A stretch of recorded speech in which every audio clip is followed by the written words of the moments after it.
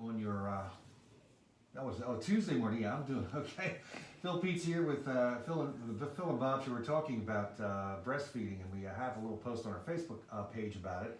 And of course, it is Dr. Bob Olivieri's day to come in. And I said to Bob, I would talk to Dr. Bob, or just mention to Dr. Bob about the breastfeeding. And did you want to weigh in on this, Dr. Bob, as far as when it's appropriate to breastfeed and how long it should be done for? Well, I mean, you had asked me my opinion on that, and I just, I have strong opinions as far as breastfeeding is concerned. I just think that, the longer a woman can breastfeed her child, the more beneficial it is for the baby. And that's, I don't even need to get into the studies of that, because we've talked about that on the show for full shows. And, the longer the better. The nutrients, the immune system, the stimulation, the digestion, every aspect of breastfeeding, of course, it's natural, of course, and it's just so beneficial for the baby. So, I'm a huge proponent of that. You had asked me my opinion about her doing it on a runway. Yeah, because we have on our Facebook page, we have apparently a swimsuit model on Sunday went down the runway breastfeeding her baby while she was doing the show. Here's my opinion of that.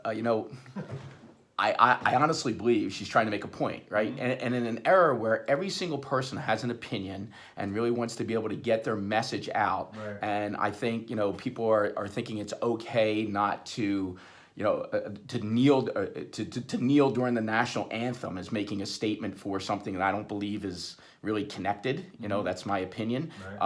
Everybody is entitled to whatever they want to believe, but I don't think that's an appropriate time. I think maybe her message is, something, we need to get back to the basics. Now, I don't know her, I don't know the situation, but I'm sure she wasn't doing it for anything else except for to prove a point. This is something that it's okay, it's natural, it is how we have evolved as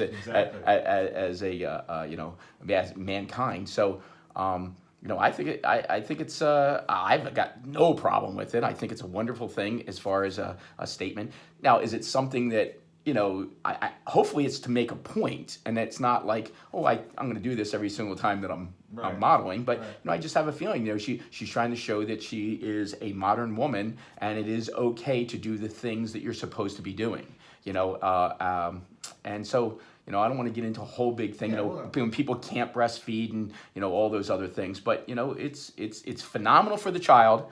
It's phenomenal for the bonding of the mother. So, what's to criticize there? Is it a public display? Do you really want to actually see that? That's up to you. Well, we got some comments. But I don't want to see somebody kneeling during the national anthem either. But I'm forced to watch that. Well, we've got comments on our Facebook page, and you can respond to them appropriately. And we got some good comments, as always, from our listeners. We appreciate it. Be sure to click like when you stop by the Facebook page. It is Tuesday, and it is the day to talk to Dr. Bob Olivieri. This is part 2 of a series about weight loss. Today we're talking about cortisol weight loss connection, and always fascinating, Dr. Bob. I know we got a lot of response so far from your series. We really have. We have to apologize. We had a lot of people asking for the link after the last show, and actually we weren't ready for as many people as we're doing that. That's a good thing. Yeah, it is. So that should be up and running, believe by tomorrow. So if you're interested in listening to this weight loss series, all you have to do is go on to 9hiddensecrets.com, and you'll get that series. You'll get exposed to that series. So this series is technical. This series is not little fluff conversation here. We're trying to talk about the physiology of why people can't lose weight. So the last show that we talked about was the insulin weight loss connection, and we talked about blood sugar, and we talked about how when blood sugar isn't used, it's stored in certain organs such as your liver, it's stored in muscle, but it's also stored in adipose tissue, which is your fat tissue.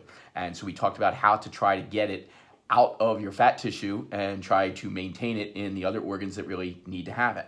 Today we're talking about cortisol. Now, cortisol is a hormone that a lot of people haven't even heard of before, but it's extremely important to know about. And the reason why they haven't heard about it is because they were rarely tested for it. Most people can walk around and tell you what your cholesterol level is and your blood sugar level, but you really should know what cortisol is and the profound impact it has on your health. The only time I hear about cortisol is when I'm speaking to you, Dr. Bob. Well, it's an extremely important test. It's a huge portion of our Feel Great Nate program because you need to measure somebody's stress hormone, because we all know the physiological stress, what stress does to you. But we're going to talk a little bit about stress, since cortisol is the stress hormone. So there's good stresses and there's bad stresses. The good stresses allow you to actually maybe increase your athletic performance or sometimes your work activity. People perform better under stress. You'll hear people say that, and it's true for short durations. But there is bad stresses, and bad stresses can cause headaches and muscle and joint aches and basically fatigue where they can't even function for a period of time. There's also perceptions of stress, which is extremely important. Like you and I could be driving down the road and all of a sudden we see a car accident. I may go ahead and like spring into action, hopefully trying to do something there. You may be like curled up in a ball saying, "Oh my gosh, I can't believe it." Or even like a roller coaster. Some people are scared to death once they're on the roller coaster. Somebody is exhilarated by the thrill of what it has. So everybody has different physiological changes to their stresses. So we're going to talk about two different types of it. First, we're going to talk about the physical, emotional aspect of what stress does, and then the physical aspect. So there's stresses that physically people don't think about, but those food sensitivities that we always talk about in here that can cause that. Infections can do that. Many different things can cause stress on the body physically, but mentally, of course, it's the same thing we talked about with the roller coaster. The emotional portion of that. This is important. Both have very similar physiological effects on your body. And so what happens with that is you need to address those physical aspects, which is what we do deeply in the Feel Great Nate program, but you also have to address the mental aspects of those, which we also address in the lifestyle management in the Feel Great Nate program. So you have to be looking at that or you're missing huge portions to be able to handle this. So what is a stress response? So if you're like exposed to a lot of stress at one time, what physiological effects does it have on it? Well, if anybody ever said boo to you, or if you've ever got that adrenaline rush, what this does really it all starts in the brain, really, actually. So you have an area up in your brain called your limbic system, and there's a lot of fancy parts. I'm not going to bore you to death with all the different portions of that, the amygdala system, all these things, but they all feed in from different aspects of the brain and go into your limbic system. So when you start to have this immediate stress response where it happens in milliseconds, so all of a sudden your pupils will dilate. You ever hear the fight or flight response? Fight or flight. Okay, all the time, yeah. So what you're going to do is if you're exposed to, I don't know, a dinosaur, right? All of a sudden, your pupils are going to dilate. You're going to open up your airways so you can get more oxygen in. Your respiratory rate's going to increase for more oxygen. Your heart rate's going to increase, so it increases your blood pressure, so you get the blood pump into all the different muscles, so you can either fight or run away, flight, right? You're going to decrease your digestion, because the last thing you want to be doing when you're about to be attacked by a dinosaur is worry about eating, right? Exactly. Eat or be eaten. Yeah, exactly. I think you're going to run. Okay, so and your kidneys are also going to help absorb water, which is going to increase your blood pressure and all those things. So it's extremely important that you have a good response to this stress. It's also going to your liver is going to increase glucose, which we talked about the last show, because it's stored in there. It's going to increase that glucose, so you have more sugar to be able to go and do it. So that's an immediate stress response, and that's normal. But we're going to talk about in a minute what happens when that immediate stress response becomes chronic, and all day long your body's trying to react to chronic stressors over a period of time. That immediate stress response is great. Chronic stress response, not so good for your body. Gotcha. Dr. Bob Olivieri, he joins us every Tuesday. We're in the midst of a series, a new 9-part series on the secrets behind weight loss, or why you can't lose weight. And we'll be back with Dr. Bob. Once again, his number at the 20 on the morning show. It is Tuesday, and we always speak with Dr. Bob Olivieri on Tuesday. We're in the midst of, or it's just the beginnings of a new series, a 9-part series about weight loss, and we're talking about cortisol and its effect on weight loss today. Yeah, so we had just mentioned the immediate response for cortisol, what happens to your body when there's a stress response. And there's also actually a secondary mediator there. It may be a little bit technical, but what it does is all of those other systems that we just got done talking about are stimulated by your nervous system. But then there's also the nerve that also goes to your adrenal glands. And your adrenal glands, what will happen is there's a nerve connection, but the adrenal glands will release hormones called epinephrine. Epinephrine is really your adrenal function. So when you hear adrenaline, you automatically think of heart rate and all those things. So there's a secondary response, and what that does is the nervous system acts immediately, but then the hormones kick in and allows that response to continue for a period of time. Because it might be okay to be able to run 100 yards, but that dinosaur still may be chasing you, right. And so you still may have to run a little bit further, or whatever those stresses are. When you say dinosaur, I mean, this is something that has been, developed in humans over millions of years. Yeah, basically. you're innately wired. Yeah. It's just that our environment has changed an awful lot. So most of the time it was that immediate stress response was to survive. But most of the time, whatever it was, that stimulus went away, where you got eaten, but right. you went away, and you were fine. Right. So nowadays we're under constant levels of stress. Remember, we talked about the physical and the mental, emotional, mm-hmm. and it has to do with perceptions. So the physical, dealing with like the foods that we eat during the course of the day, things that are high in gluten or inflammatory in nature, things that are milk proteins. Everybody has their own food allergies that you don't even know about.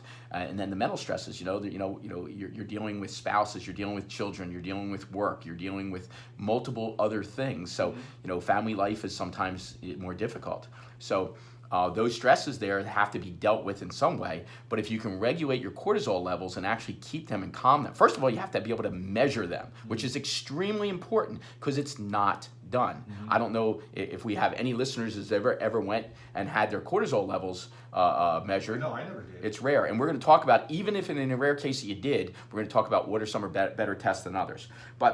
So let's get into a little bit about what happens during that stress response when it becomes chronic.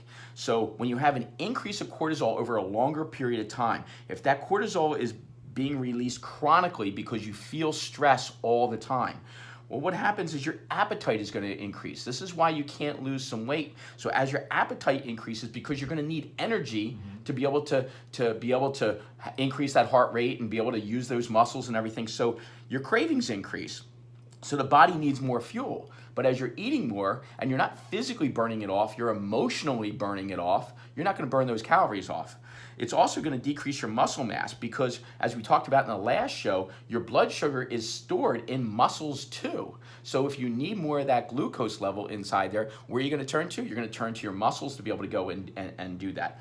Sure, it's also going to turn to some of the visceral, it's going to turn to the fat too. So your peripheral fat, like in your arms and legs, are going to start to go away, but your visceral fat, the stuff that really causes all the problems deep down up in your belly, not the stuff you can squeeze, right? But inside. Inside. Mm-hmm. That's a horrible thing. When we talked about the insulin resistance last week, that's horrible because that's where really a lot of the disease processes actually start to take place when you have visceral fat.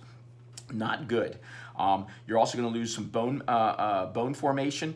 You're also going to decrease the barrier inside your intestinal lining, of which we're going to talk about next week. It's called your SIG-A, which is a mucosal liner basically inside your intestines that protect you from having things leak out of your intestines. So it's going to decrease that. So it's going to expose you to a lot of different things. It's going to suppress an area within your brain. So if you're under stress all the time, you're going to be so fatigued. You ever notice that? You just can't even move. But it has an effect on all these other glands. It's going to affect your thyroid gland. It's going to affect your growth hormone. It's going to address your estrogen, your progesterone, all of the other hormones that are involved there. So stress is horrible. It'll increase your blood pressure. It's going to decrease your frontal lobe activity, which is your personality. So you see people depressed. They can't move.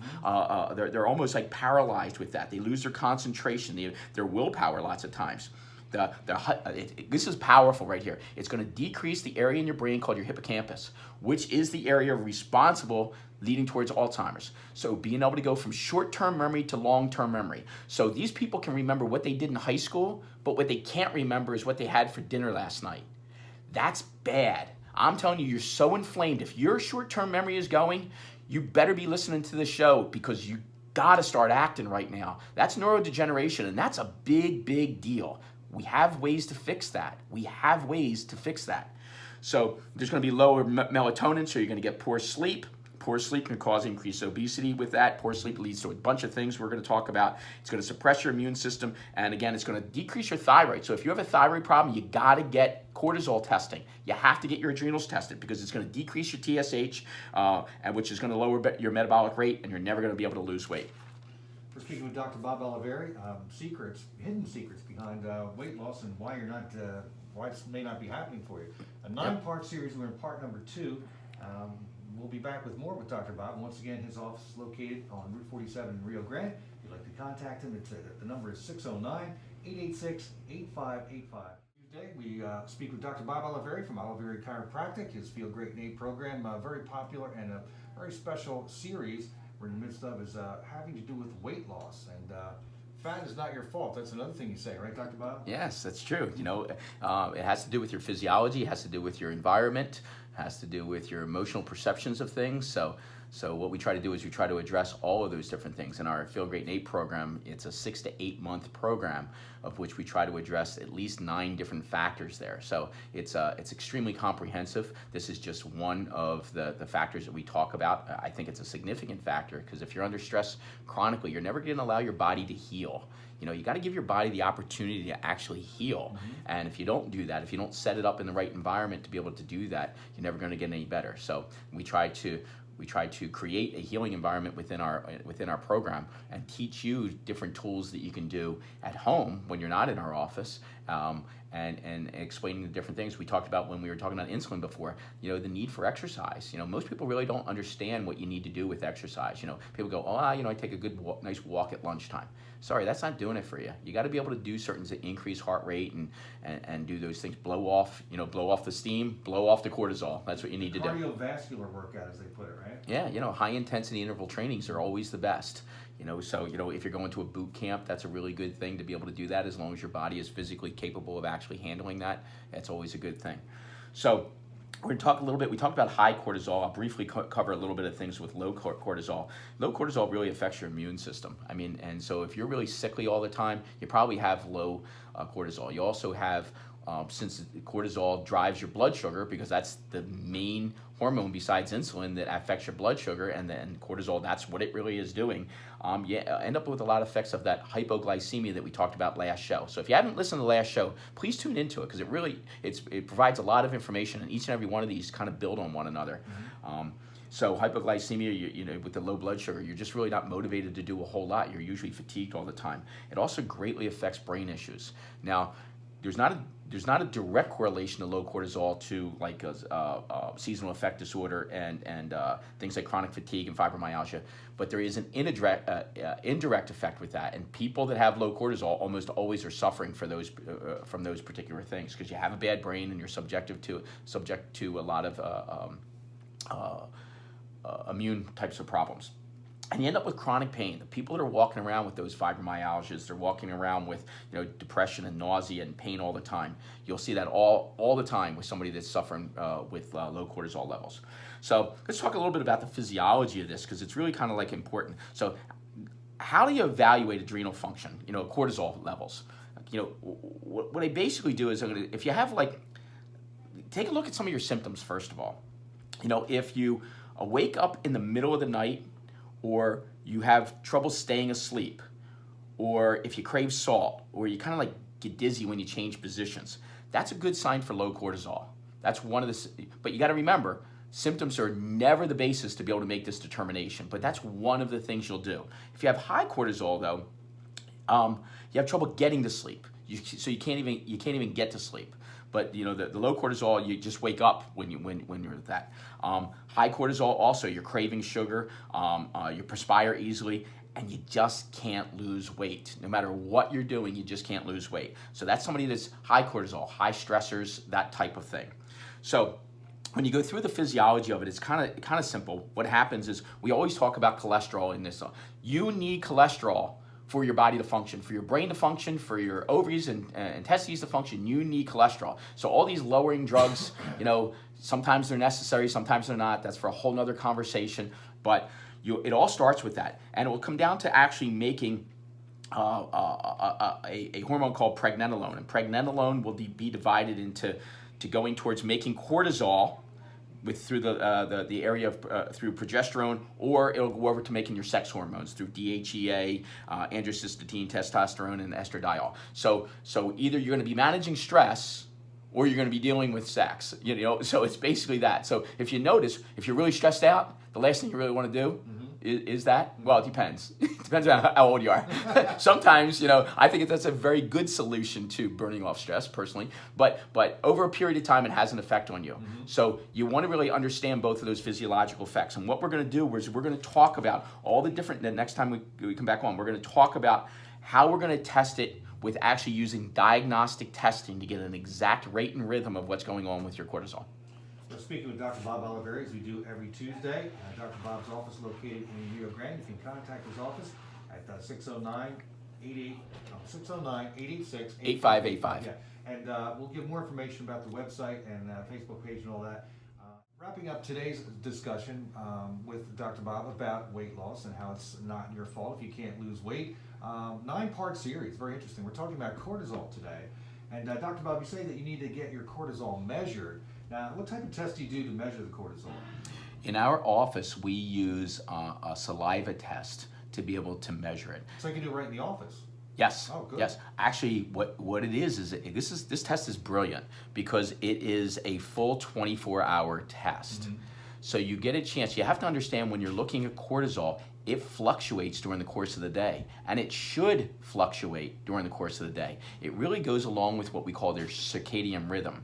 So cortisol, which is your sleep rhythm, right? And so cortisol works in opposition to melatonin. So cortisol, which is your stress hormone, is usually high in the morning and low at night, where melatonin should be very low in the morning and high at night, because melatonin allows you to sleep, right? So you don't want to be stressed and sleep. So when they fight one another, you're going to have some problems with that. So what we do with this is we're going to do saliva tests upon awakening. We're going to look at it, and then we're going to do it periodically throughout the course of the day, in the morning, around lunchtime, mid-afternoon, and in the evening. So you get a chance to look at that entire cycle. So you want to see the amount of cortisol that's being produced, and you want to see the rhythm. Is it following high in the morning, low at night? So it's kind of brilliant, because when you start to see cortisol variations during the course of the day, you'll find people that, like, right around 3 o'clock, they are drained. They are totally exhausted. They need to take a nap. That's usually that's usually changed by your cortisol.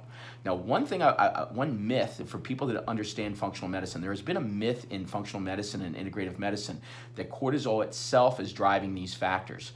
That's not true. We have other factors that drive cortisol. In other words, cortisol is a response. It's not the cause of. But it gives you, and there's a lot of things that will elevate cortisol, bring it up, bring it down, and we just talked about those earlier in the show. Right. But we want to look at that actual the rate and the rhythm of the cortisol. But by looking at during the course of the day, through doing all these, like 4 or 5 samples, you get a chance to see that. All right. So what happens with that is some people say, well, I had my cortisol level checked by blood work. That doesn't work, ever. Because that's like a one-time shot, right? It is. In other words, so you're not getting the full thing. Plus, cortisol in the blood is bound to a protein to be transported to other places. So when cortisol is bound in blood, it's not really giving you any, it's not known to produce any physiological effect. And any of the hormones that are really bound, thank God they're not, because like thyroid, when they're not, when they're bound, you don't want to have the physiological effects throughout your whole body. So when a bound protein is actually, or hormone is going through your body, you're not giving the physiological effects, so you're not going to get an accurate reading. But in saliva, they're free fraction hormones, so you get a chance to look at those. So it's a brilliant way to do it. We call it the adrenal stress index, but it measures that. It measures also some of the hormones, such as your female and male hormones. It measures melatonin. It measures a whole lot of other things, your DHEA, all those things. So we're kind of like looking at that, extrapolating some information to be able to say, okay, what are some of the factors that you're doing in your lifestyle, some of the foods you're taking in, some of the the toxins that you're exposed to, and what we can do to influence those to get that regulated. So if the cortisol is a little off, you may have trouble losing weight. You absolutely will. Cortisol is your stress hormone that's only function is to drive blood sugar. So your cortisol is off, it's going to be bad. But hopefully I could drive home the fact that it's affecting your brain function. It's affecting many, many other different things. So you got to be able to do that, because we all know stress kills, right? We've always said that. What better way to actually look at it than actually measure it during the course of the day, and then look at the influencing factors that you can have to be able to help regulate that. Dr. Bob, how can we find out more information about what you're talking about, and the different programs that you have, and how to, more specifics on this? Sure. If you attend a Feel Great Nate workshop, even though sometimes we'll advertise for thyroid, you're going to get the entire gist of exactly what the protocol is. So right now, because there's so many people that are interested in the thyroid program, we still stay with the thyroid. We still have very, very large turnouts with that. But people that really suffer from GI problems, gastrointestinal problems, difficulty sleeping, and weight loss, and all those things, when you attend the seminar, you're going to see how all these symptoms or systems interact with one another, and you see that you have to address it in a multimodal way to be able to get that better. So whether you're suffering from thyroid, fibromyalgia, GI dysfunction, any of those things, autoimmune diseases, you're going to have to look at all these, and a cortisol test is a vital part of all these different systems. So you're going to learn how to actually treat it, what we're going to do with high cortisol, what we do with low cortisol, and hopefully get you back to health. I mean, it's a phenomenal program. And the website is what? Yeah, feelgreatinateinstitute.com, and there's a wealth of information in there. And we ask you to come to a workshop, because no matter what I try to say on the air, or even on some videos that are on our website, when you get to a live workshop, you really get a chance to really experience exactly what's all involved, and it's so comprehensive. It's very difficult to explain. But if you're sick and tired of feeling sick and tired, and you're just not doing well, the workshop's free. And we do it every 2 weeks. And so we have one not this Thursday, but the following Thursday. And just come, just listen. I promise, there's no pressure there. We're going to say if you're interested. Yeah. I mean, you go in there, and hopefully you walk out of there with some information that you can use to improve your lifestyle. Dr. Bob Olivieri, always a pleasure. Thanks for joining us today. Thank you for having me on. We'll have Dr. Bob again next week with part 3 of the series on hidden secrets behind possibly why you're not losing weight. Yes, we're going to be talking about the gastrointestinal system, your intestines, and how they affect your ability to lose weight. All right, that'll be next week here on the show. Thanks for joining us here on the program. It is 98.7 Coast.